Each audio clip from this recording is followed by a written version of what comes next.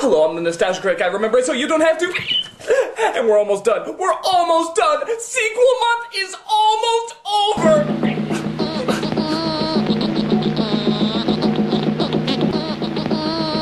I only have one more movie to review. Just one more. And who knows? Maybe it'll be good. I mean, for crying out loud, you can't always judge a book by its cover. No, except that one! Yes, Carebears is another one of those classic what the hell were you thinking moments of nostalgia. We all hate to admit it, but we did watch this lovey-dovey bullshit. And it has not aged well with time. The first film was bad, but I gave it credit that at least it had some atmosphere, a decent pace, and a pretty cool villain. This film... oh, let's just get sequel month over with. Let's dive right into the Carebears Movie 2. Actually, let me rephrase that. It's not the Carebears Movie 2, it's just Carebears Movie 2. I guess the word "the" was just cramping the title style. And on top of that, it's not just Carebears Movie 2, it's a new generation. So really, the opening should look like this.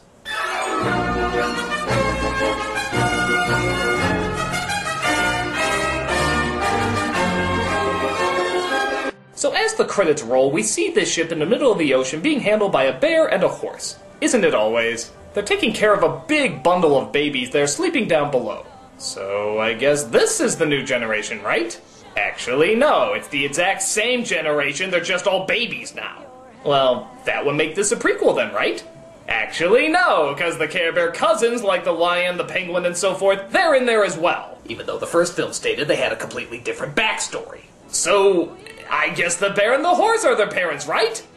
Actually, no, because, well, how the fuck does a bear and a horse get together and produce a lion, a sheep, a penguin, and God knows what else? And for that matter, how the hell does she squeeze all those little bastards out at the same time? Her cooch must be hanging to the fucking floor. And, hi, what the fuck are they doing in the middle of the ocean with a bajillion fucking babies? Fucking credits aren't even over and this movie makes no goddamn sense. It's Care Bears! This shouldn't be that hard to follow! So, another creature with no real origin pops up named Darkheart. We have no idea what he is, where he came from, or how he works, but he's just evil. Woo!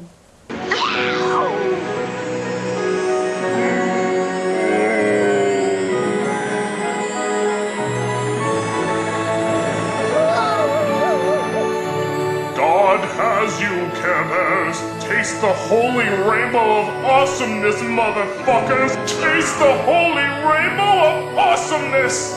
No matter where you go, I will find you. So their boat gets an upgrade. Or downgrade. And the Care Bears enter into Carehulla as we finally see who pulled them out of trouble. Well done, my little star and heart buddies. Let me guess. We're never gonna be told what that thing is. Yeah, great. Terrific. We're, what, 5 minutes in and already nobody has any idea what's going on! I mean, this new generation isn't a new generation. The evil thing chasing them, we have no idea what it is. That creepy star face... ew! I mean, why is this even called Care Bears 2? It's in no way continuing the story from the last movie. They're just changing it halfway through and all the little kids are praying their parents are gonna know what's going on, but fuck it, we don't have a clue. It's like doing Lord of the Rings and as soon as you hit the 2 towers, the author's like, fuck it, let's make Frodo a porcupine. Aragorn will be an easy bake oven, and Sauron the Lord of Evil is now being replaced with a pencil sharpener. We'll never explain why, but fuck it, nobody will notice. What the fuck's wrong with you? Our search is now over. We have found the 2 creatures whose love and kindness for others is so great that it sets them apart from the rest of the world.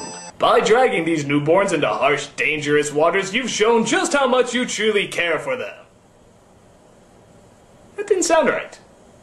So we do find out that the cubs are orphans at least, though why an orphanage is on a boat in the middle of the water, I have no idea. And we're told their ultimate purpose. And as they have helped and protected the little orphan cubs, they shall help others to share their feelings and protect everyone from Darkheart's evil.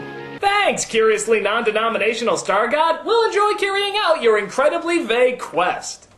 So the caretakers are now given the name Trueheart and Nobleheart. And they have the incredibly simple task of making everybody in the friggin' world feel better. Yeah, you may want to look into outsourcing Curiously Non-Denominational Star God. Oh, what am I to do? Thankfully, only one set of kids is having problems in the whole entire world, and that's John, Dawn, and Christy.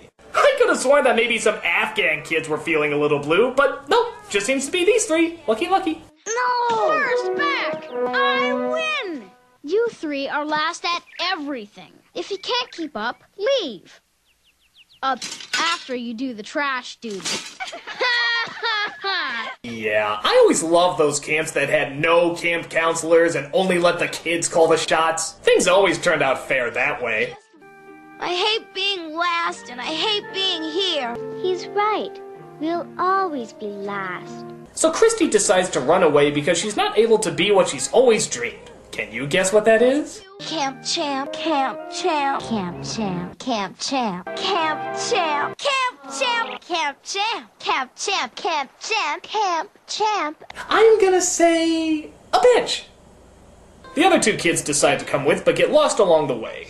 Trueheart comes across the children, and, in typical Care Bears fashion, they never question why the fuck a talking bear is in front of them! Running away from a problem never solved it. You two are just too worried about the things you can't do.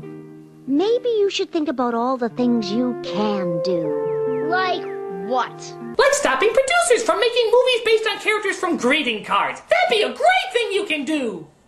So Trueheart has a very weird idea by taking the two kids to their home and putting them to work looking after the babies because child labor is a sign of caring, I guess. Somehow it all works. No, it's really not so rare. Give a little here, give a little there. God, there's only so much cutesiness I can take. I mean, tell me, do they shit sprinkles or Lucky Charms? Because nothing else would make this crap any more schmaltzy. Seriously, who had the idea for this anyway? Even the devil couldn't think of something so terrible. Funny you should mention that. Sage? Yes. You're the devil? Really? Who else could it be? Well, okay, fair enough, but what the hell are you doing here? Well, I've come to explain this unholy abomination that you humans call Carebears. Really? So you're the one who created Care Bears, huh? But how would you do that? It's harmless. No, Critic. There are several subconscious messages that are being planted in little children's minds. Well, like what? Well, for example, notice how the caretakers leave the children behind with these two little delinquents looking after them? Well, this is to show that being a deadbeat parent is okay. No kidding. And abandoning your children who can't take care of themselves to be raised by other children who can't take care of themselves is the way of the future. Also notice how the Care Bears always use magic to solve their problems. Well, this is to show the little children that the black arts are the path toward life and should be used in more everyday occurrences. Good lord, are there more subconscious messages like this? You have no idea. I am the devil! The devil! Yeah, well, your head looks like it's coming out of a vagina. Hey, this is stylish! And speaking of devils, we get another visit from Darkheart, as he talks to Christy by turning himself into a boy. And just to make the coherency in this movie even more confusing, not only do the main two kids look like the main two kids from the first movie, but Darkheart is voiced by Nicholas from the first movie, and Christy is voiced by the girl from the first movie. As if this shit wasn't confusing enough already. You are the camp champ, ain't you? No, I'm not. Well, you sure could have fooled me. Who are you? I have so many names. You wouldn't want to be the camp champ, would you? I could fix it for you. I don't know. There's only one catch, though. Your soul! It's no big deal. Sometime I'll drop by and ask you to return the favor. And you just do it. No questions asked. What do you say? Come on, it's an offer you can't refuse, huh? So Darkheart makes her dream come true, and she's suddenly a sports all-star. By the way, am I the only one who thinks Darkheart sounds like the Evil Dead demons? Beware, Trueheart. Soon I'll be coming for you. We are the things that were and shall be again. I wouldn't mind so much if they didn't steal the continuity from the Evil Dead movies as well. Knowing that it was only a matter of time before Darkheart found them, Nobleheart and Trueheart moved the little cubs to a safer place. And seeing how in a later scene Darkheart finds them anyway, this was completely pointless.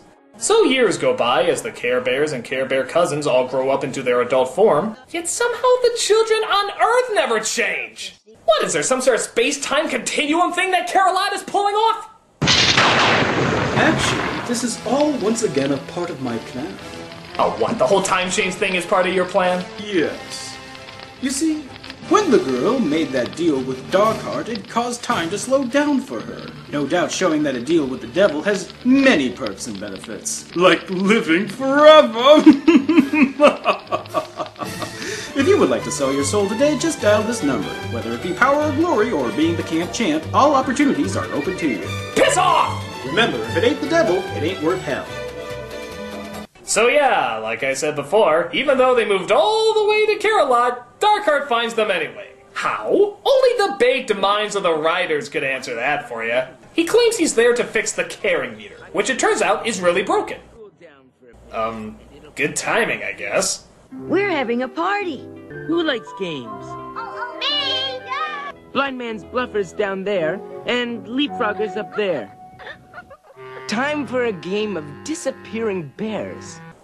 I don't know why, I really love the way he says that one line. Time for a game of disappearing bears.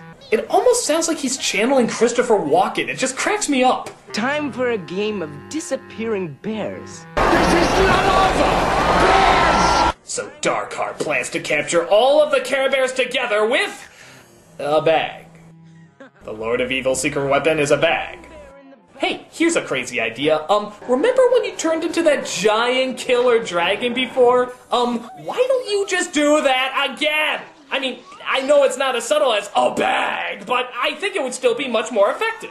We're terribly sorry. Can we give you a hand?